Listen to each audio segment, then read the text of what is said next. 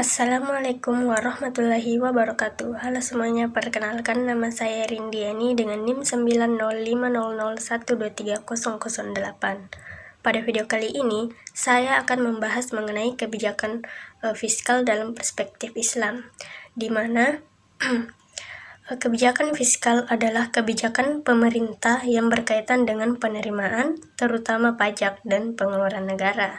Tujuannya adalah untuk mempengaruhi jalannya perekonomian dan mencapai tujuan makroekonomi seperti pertumbuhan ekonomi, stabilitas harga, dan pemerataan pendapatan.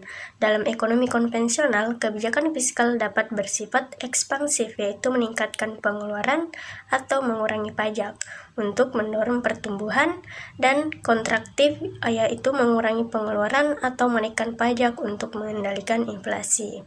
Dalam Islam, kebijakan fiskal tidak hanya berorientasi pada aspek moral dan etika dengan tujuan utama mencapai kesejahteraan sosial atau maslahah dan keadilan distributif.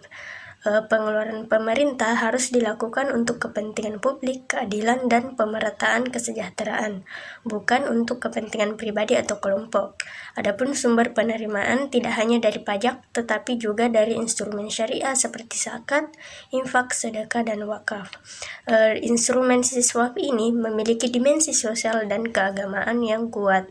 Adapun beberapa tujuan dari kebijakan fiskal Islam, yang pertama yaitu mewujudkan keadilan dan pemerataan distribusi pendapatan.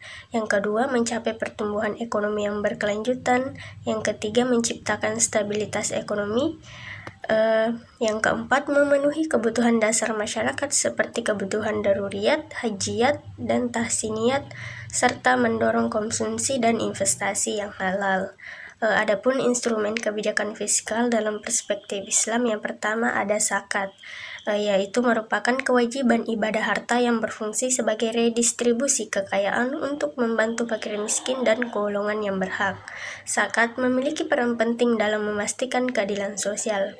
Kemudian yang kedua ada infak dan sedekah, yaitu sumbangan sukarela yang memiliki dampak positif pada masyarakat dan ekonomi. Yang ketiga ada wakaf, yaitu penyerahan harta benda untuk kepentingan umum secara abadi yang hasilnya dapat dimanfaatkan untuk berbagai program sosial dan ekonomi produktif.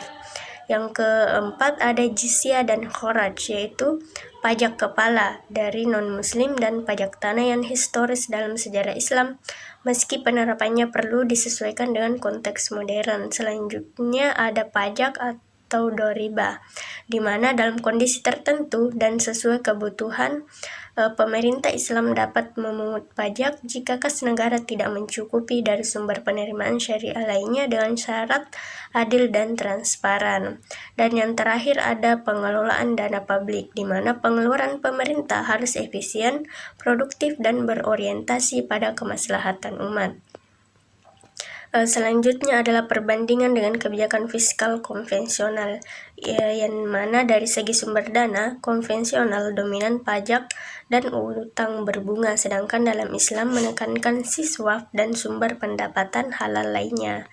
Sedangkan dari segi tujuan, konvensional fokus pada pertumbuhan dan stabilitas ekonomi, sedangkan dalam Islam menambahkan keadilan sosial, pemerataan, dan maslahah.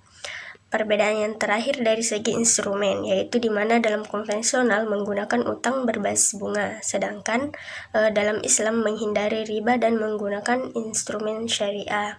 Jadi kebijakan fiskal dalam perspektif Islam ini bertujuan menciptakan sistem ekonomi yang adil, merata, dan berkelanjutan, bukan hanya pertumbuhan ekonomi. Hal ini dicapai melalui pengelolaan penerimaan negara yang holistik seperti siswaf, pajak, dan lain-lain, dan pengeluaran yang berorientasi pada masalah umat, membedakan secara fundamental dari kebijakan fiskal konvensional yang seringkali terikat pada sistem bunga dan cenderung mengabaikan dimensi dan etika keadilan sosial. Mungkin itu saja. Sekian, wassalamualaikum warahmatullahi wabarakatuh.